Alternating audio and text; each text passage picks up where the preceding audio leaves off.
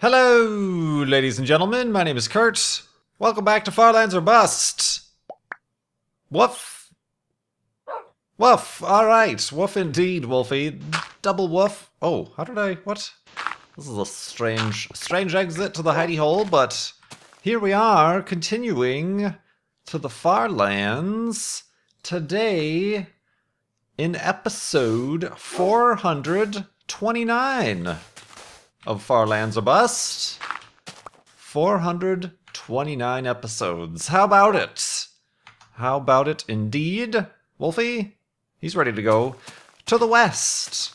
Episode 429. Today is Friday, December 19th, 2014. And skeleton residue. Yay! Always enjoy the skeleton residue. Yep. Picking up some arrows.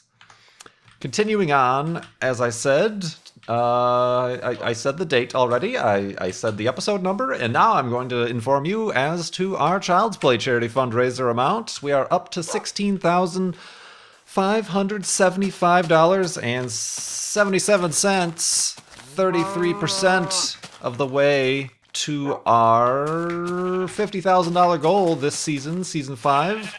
Of the aforementioned Farlands or Bust. Let's grab some wool while we're at it for the beds that we inevitably need to make. Indeed. So yeah, you can keep donating at farlandsorbust.com. All the donations go directly and immediately to childsplaycharity.org, helping get toys, books, games to kids in hospitals around the world.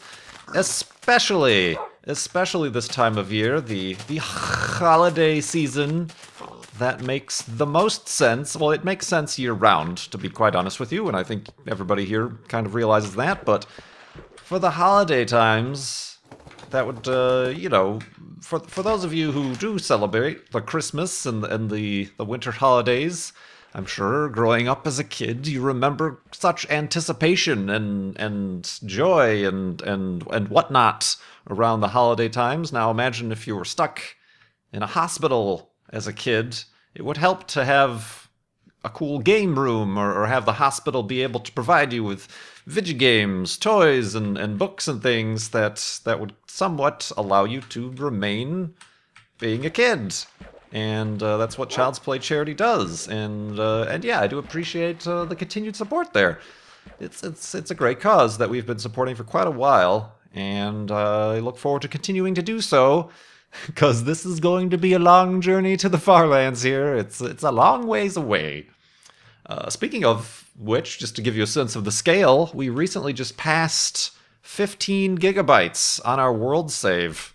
I just looked at right before, it actually might have happened during the last episode, but I just didn't pay attention. But before I started playing, I looked at the little thing, and it said over 15,000 megabytes for the Farlands or Bust world save. So over 15 gigs of just walking in one direction, a little tiny stripe of terrain generation for the past 3.5 years or so. That's what that amounts to. Pretty crazy stuff. Pretty crazy stuff indeed. We've got other pretty crazy stuff. With the return of the segment of Minecraft news. Gosh, how crazy am I? Oh man, if you had just seen me, like if I had a face cam and that was going on right now, that would be like, this person's crazy. What is this person doing? But yeah, I've got some Minecraft news. It's... well, technically not Minecraft news, but it has to do with Notch, our good friend Notch, who, careful Wolfie, who obviously created Minecraft, and recently, as I've mentioned before, Microsoft bought Mojang for the grand sum of $2.5 billion. I stuttered on the billion because I can't believe how big a number it is. And so Notch kind of handed over the reins to Microsoft, and now he's able to do his own thing, and he's in the news recently because Notch acquired a new abode, a new home of his own. Didn't have to build it in Minecraft. He bought a house, a mansione, That is how you say the word. No, it's not. A mansion in Beverly Hills. Right there, the 90210 zip code, the very posh LA, Hollywood, I don't know specifically where it is, but it overlooks LA and the ocean, and it's very prime real estate, and it is the biggest, or not the biggest, but the most expensive house sale, the highest price, the most expensive house sale in Beverly Hills to date, at $70 million. $70 million, the most expensive home ever. And he actually beat out other bidders, little names such as Jay-Z and Beyonce, for this house. It is a 23,000 square foot house, 8 bedrooms, 15 bathrooms. A lot for one guy to handle, so I'm very happy to announce, once and for all, the reason why I moved. I moved out west because Notch needed somebody to house sit. He's doing dual residency. He's already gone back to Sweden after making this purchase, so he needed somebody to take care of the house, so that is where I'm at. Caring for the lands, swimming in the pool, the infinity pool out back. It's great. It's great here, guys. So great. I can't keep this joke up any longer. No, that is not what happened at all. But that would be amazing timing, would it not be? Perhaps I should just like have kept up the ruse. Yeah, I'm watching over Notch's house, just to see how gullible you all are. No, that's not what happened. I'm afraid not. But that's pretty cool news to have heard. So yeah, it is it's all over the, the different blogs and gaming sites and stuff like that, and it's like, hey, see, gamers and game producers are big deals as far as the entertainment industry goes, and this is a very, probably the prime success story would be that of Notch. So yeah, it's a very cool looking house. It came all furnished and everything, and it has a candy room. He tweeted a picture of himself with his feet up, lollygagging in his new home with the candy room, which is oddly and perhaps cruelly located right next to the gym. I notice. Finished doing your workout? Why not open up your mouth and allow all the candy to spill into it? Yeah, it's right next to the candy room, and there's also like an infinity pool, and I'm sure it comes with a staff as well, so he doesn't need house sitters, unfortunately. But in case you do, I'm here. Hi, Notch, how you doing? I'm a little bit worried about making these jokes, because I know sometimes he does watch Far Lands or Bust, or at least listen to it in the background. I don't know if he still does, but he's mentioned before that he does. Hi! Can I make it the jokes? Make it a jokes. The what? Yeah, that's pretty interesting stuff, and the thing I'm most interested in is it comes with a car showroom, and in all the pictures and video when the house was for sale, there's like lifts and car elevators that bring them to different levels, and I don't think it came with any cars, so if Notch is watching, I would be very happy to provide, perhaps here, this is what we could do.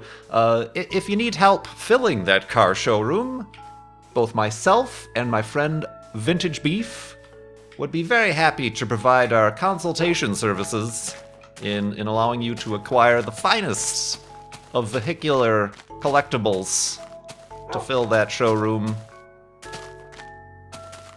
Pro bono. I can't speak for Vintage Beef, but, I don't know what his rate services are, but just, I'll stop by, just, I'll drive him around a little bit, keep the oil warm in those cars, and just, make the most of your new abode. Abode? Oh, man, but that's pretty cool. And, people might say, oh, why do wealthy people have to flaunt it? Well, no, that's actually kind of...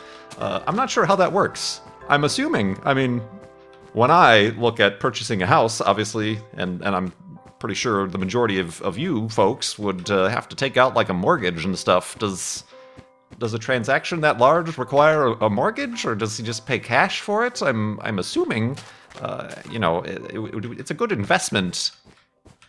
At that level, I'm assuming you can assume that prime real estate like that is going to go up. So regardless of how long he has it, he's probably going to... It's a wise place to put some of that money he earned from the sale to Microsoft. But, you know, I would assume not so in paying 5% interest on a mortgage on a $70 million home. I don't know. I don't know how that works. That's just very strange. Otherwise, I did get a lot of questions, and I will answer these eventually, talking about my move and stuff. Somebody asked about my thoughts on renting versus buying, and what my situation is and whatnot, and oh boy howdy do I have some opinions about the overall scam that the housing market is. Just a giant scam. Everybody wants a piece of the pie, and they will get a piece of the pie. And, alright, I'm gonna stop talking about it because I'm gonna get all rage-induced.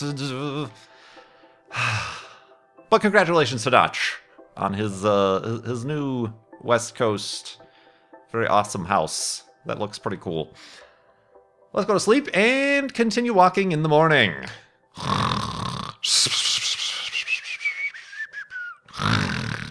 And awakeness. I've got a pretty good view from my elevated hidey hole here. A whole three square meters of floor space.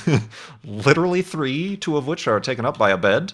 3 square meters. I've got it's a little bit cold.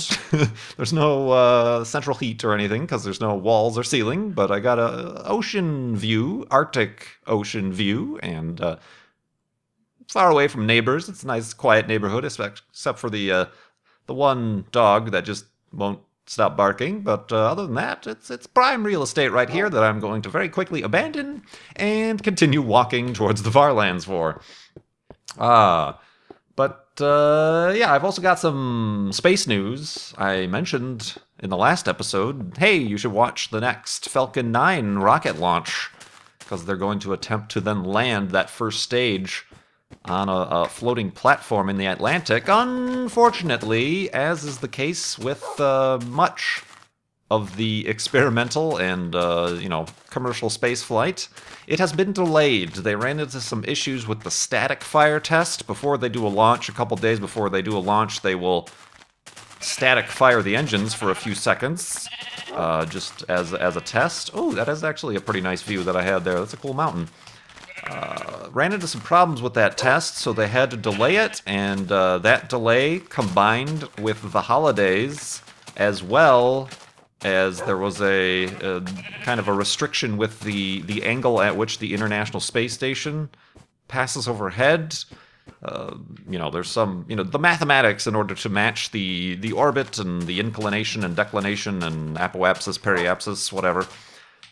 Apogee, perigee, sorry, what it is around Earth, but they have to shift it all the way back to early January before they set another time and date for that Falcon 9 launch, the 5th Dragon capsule to be going to the International Space Station, blah, blah, blah. So that's unfortunate, but we'll be keeping our eyes on that, and hopefully we'll be able to catch that with a live stream on NASA TV there, so you didn't miss anything if you forgot about it, because it's been delayed. That's all right.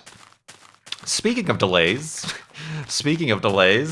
I've taken to Twitter over the past couple days about my delays in getting the videos up on schedule. Video rendering woes is what I have headlined this in my notepad on the other monitor here. It wasn't a problem before, but as I mentioned, Generic B brought up a new technique that he's using in recording videos, already kind of pre-rendered in the format that then you will render it again, and he posted a video, and everybody in the Mindcrack chat, we were talking about it, and oh, we'll try this out, this new encoding method, blah, blah, blah, blah. No luck for old Kurtjmac. It did bugger all. I did notice it actually lowered some of the quality of the final output because we started recording in a compressed format and then we compressed it again, as opposed to now I've gone back to I'm recording in a lossless codec air quotes around lossless, and we'll be rendering down from that. So hopefully the quality goes up a little bit. I know the last episode people mentioned that it's especially noticeable in the sky, because it's all kind of just a solid, very gradual gradient. You get those JPEG style artifacting.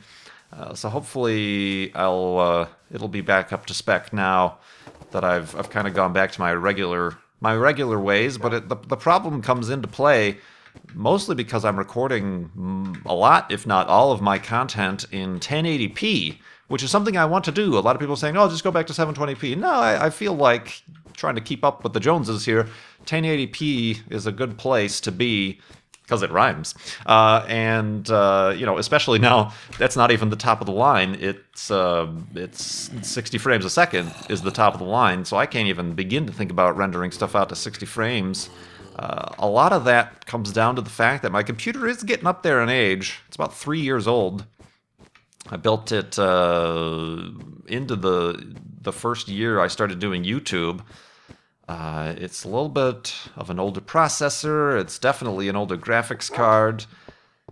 So to make like an episode of Far Lands or Bust is 35 minutes, recording it in 1080p.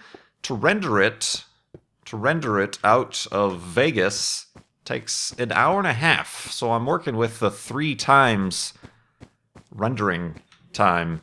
To get really good would be 1-to-1, like if a 35-minute video takes 35 minutes to render. That would be great, and I was about that. For 720p, it was close to that. It took probably about 45 minutes to render out 720p video. But it's becoming a burden, because when I'm rendering video, it takes up all the resources, so I can't record more video when I'm rendering video. So with the one computer, that really creates quite the bottleneck. So I was quite frustrated, trying to figure out other things. Okay, maybe I'll handbrake the footage, but then that doesn't work, and blah blah blah blah. It just it's not ideal. And originally I had been thinking about building a new gaming computer to record on, and then I'll save this computer to render videos and stuff on, and that'll help with the flow. But that would still be a bottleneck. I could be recording 3 30-minute videos in the time it takes this computer to render one video. Obviously, that would cause a bottleneck. That would be a problem. So I feel like the decision will be that I will make instead an editing and rendering computer and still record on this. Because, I don't think I've had some games, like The Crew or some of the racing games I have to turn down. For what? I beg your pardon? No, turn down the... okay, I'm so sorry. To turn down the... some of the graphical properties. Woo. Oh, that wasn't very dramatic. A little bit I have to turn down the graphical properties, but I haven't heard anybody complain about that sort of stuff, just in order to keep the content up. But yeah, I feel like, especially this latest batch of Intel processors, are a lot better, I've read, for those sort of video processing situations. And really, it's the next generation, the Broadwells, is it? Those are very delayed, but the next generation of Intel processors are going to be the kind of more higher clock rate, better for gaming. So maybe I should wait until those come out and then build the gaming computer based on that. But this one I'll use with the current generation of stuff, which is better for the multi-threading processor numbers and fancy pants words that I don't quite understand. Is better for video rendering. So I think that's what I'm going to do. I think that's going to be the plan moving ahead. Probably not going to happen before the new year, as much as I would like to be able to use that as the tax write-off. It's just a lot of other stuff going on. I'm going to try, with the holidays, I'm going to try at least to have a Monday, Wednesday episode. Friday might be tough. That's the Friday after Christmas next week. Friday might be tough for me to get a Far Lands out, because I got, like I said, the family coming in to hang out and do Christmassy family stuff. So I'll be busy with that, and that's good. That's fine. And I'm assuming many of you will be busy as well. So we'll take a break. We'll all take a break. Maybe I'll have some pre-recorded video, maybe some Forza Horizon or some other game I can get up and running just to have pre-recorded and up. But as far as the daily Far Lands episodes, might take a little bit of a break at the end of next week. But yeah, that's where that stands. So I'm falling back on my previous, before the move, that sort of processing of videos. So hopefully I didn't change any of the settings in an irreversible manner, and we'll be all right. It seems like I'm recording fine here, at a steady 30 frames per second. But yeah, that's where that stands. A little bit of technical behind the scenes news here. Technical indeed. Let's see. Let's answer some questions. Whoop, hello, tree. I just did a faceplant right into you. Wolfie? There he is. Are you? Yay. Hey, have a seat. Shake it off. And boop. There we go. Got some questions from people who have donated to Child's Play charity. From... ooh, spooky noises. Not the people who donated to Child's Play charity. Ooh, spooky. We've got a question from Phil Freeze. Mr. Freeze asks, what was your favorite school subject? This is a tough one. Overall, I wasn't a big fan of school. The concept, the event, the activity of school. I would say art, definitely up there. Art was all right. Okay.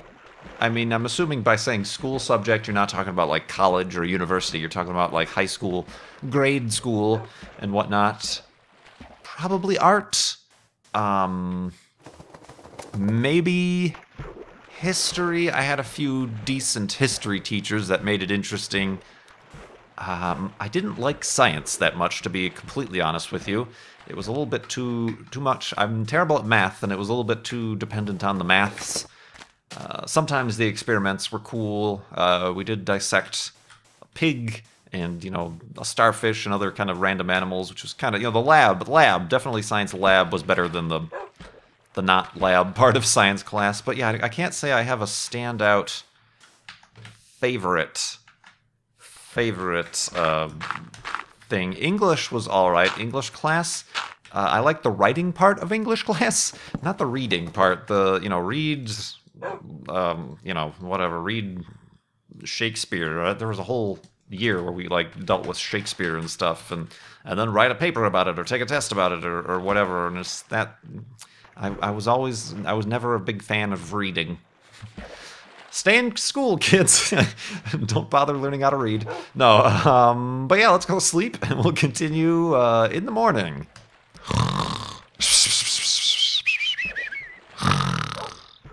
And, ooh, a creeper nest over there. Ooh, a couple. We're being surrounded. Continuing on. Bloof.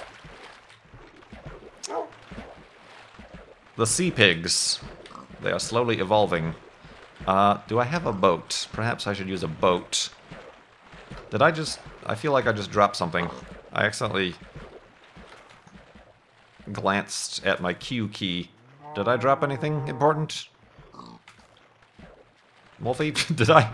No, I don't think I had anything in my hand at the time. Okay, sorry. I swear, I just glanced at the Q key on the keyboard. Let's see here. Yes, I do have a boat. Boat. Let's see. Another question. Let's see.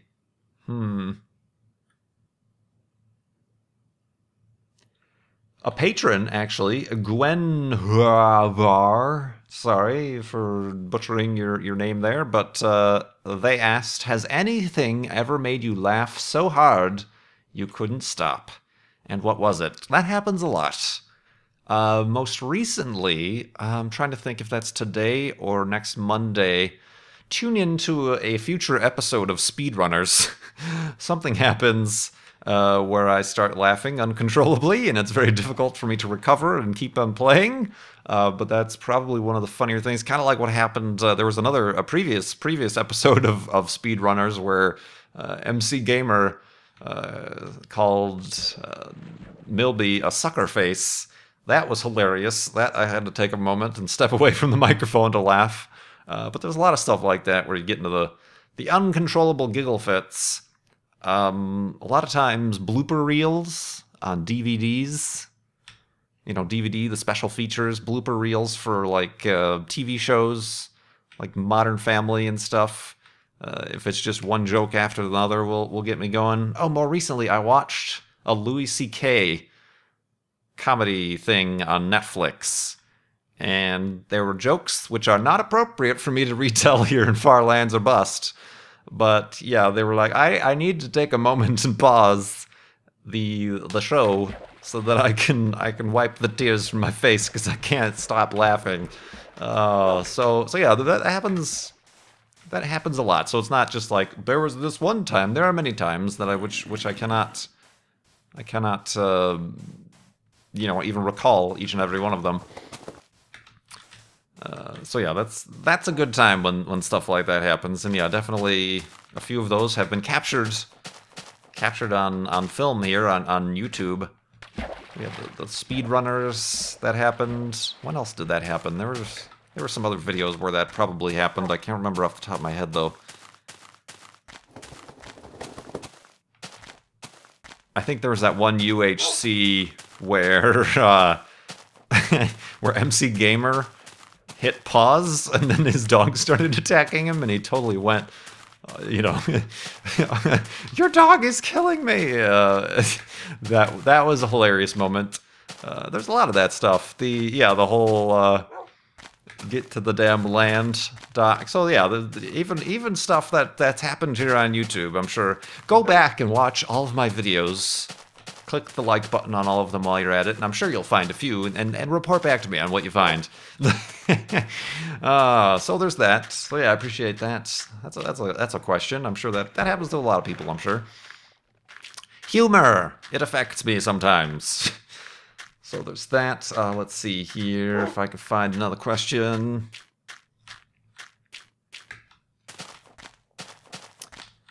There's a long series of questions here. Well, here, let me answer this. This is a new one I just got with the latest donation to Child's Play charity from Yaweasel. Yaweasel asks, let's get some of this, some lumber. Yaweasel asked, how far back does your gaming experience go? I'm sorry. I haven't seen you... Dang it! Get out of my inventory. I haven't seen you play anything older than PlayStation games, even for nostalgia purposes. Were you a gameless child? I was not a gameless child. My gaming experience goes as far back as the Atari 2600. My dad had one, and it wasn't so much that I was a gameless child, I was just restricted. Like, we would only plug it in and be able to play for like 30 minutes or something like that, or an hour as a kid. And I remember playing The Empire Strikes Back on the old Atari, which was, all it was a side-scrolling thing. You were in the snow speeder shooting the Imperial Walkers. There was that one, obviously Pong. We had Outlaw. Was it Outlaw, where you were the two guys on either side of the screen, the two cowboys, and you shot each other with pixels, and in certain game modes they would ricochet off the wall, and other ones would be a wagon going down the middle that you had to avoid. Combat was probably my favorite. This one where you're little tanks or airplanes, and you can shoot each other. Pretty much the same game mechanic as Outlaw, but in little tanks. So yeah, I had game experience with that. And then eventually, but very late in the game, I got a Nintendo Entertainment System for Christmas. Again, Christmas and games, Child's Play charity, and we're coming full circle here. The family got a Nintendo Entertainment System, so obviously Mario and Duck Hunt, Battletoads, Battletoads. So yeah, we got a Nintendo, but probably like a good year and a half after everybody else had already gotten a Nintendo, so we were very late into the game there. But then, of course, I didn't go from Nintendo to the next game system, which was PlayStation 1. So there was a big gap. So there are, a lot of people have fond memories of the Super Nintendo or the Genesis games, Sonic and stuff like that. I completely missed that entire generation of games. So that's probably why I don't feel like, as opposed to if you talk to somebody like Ko, who obviously has gone through every generation of games and knows, which this, that, and the other in this series and stuff. Both Ko and MC Gamer, a lot of these people who have encyclopedic knowledge of the game's history, I'm afraid I missed out on a lot of that. So yeah, I went from the Nintendo, the NES, the original NES, to a PlayStation, and then a PlayStation 2, and then I kind of stopped with the consoles. Got a little bit into the PC gaming in the earlier-ish days of PC gaming. Not so early as, like, Doom, those types of early, but, like, MechWarrior 2 and